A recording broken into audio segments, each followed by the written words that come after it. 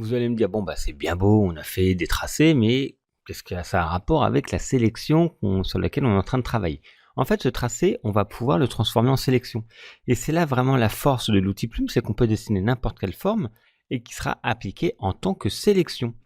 Ici, on va faire une sélection qui a cette forme-là. Pour ça, c'est très simple, plusieurs méthodes pour arriver à la même chose. Soit on fait clic droit ici et on retrouve la possibilité de le transformer en sélection, ok?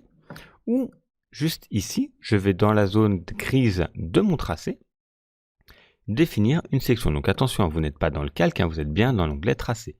Clic droit, définir une sélection. Une nouvelle fenêtre va s'ouvrir, rayon du contour progressif. Alors moi, je vous conseille de mettre 1. Le 1, ça permet de faire un léger contour progressif qu'on a vu juste avant, qui permet d'éviter les petites erreurs et des effets de dents de scie, surtout si votre image est de moins bonne qualité, les pixels seront forcément un tout petit peu plus gros, donc voilà, vaut mieux mettre un pixel. Je fais OK.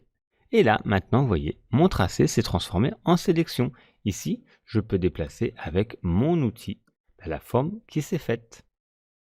Alors pourquoi, juste ici, c'était pas prévu, je pensais pas que j'allais avoir deux au début. Pourquoi je n'ai pas les deux? Parce qu'en fait, là, c'est que un des tracés qui est sélectionné. Celui-là n'est pas sélectionné. Et ça que je vais vous montrer juste après comment modifier un tracé qu'on a fait. Et on va surtout l'appliquer, le mettre en pratique. Donc quand on a un tracé, on peut le mettre en sélection. Clic droit, définir une sélection. Moi, je vous conseille de mettre 1, ce n'est pas obligatoire. Et je fais OK. Et là, ensuite, je vais pouvoir déplacer tout simplement ma sélection. Et je retrouve l'avantage, c'est que ces tracés vont toujours exister. Allez-y, essayez de faire ces modifications et on va voir comment on peut redessiner et modifier tout simplement le tracé.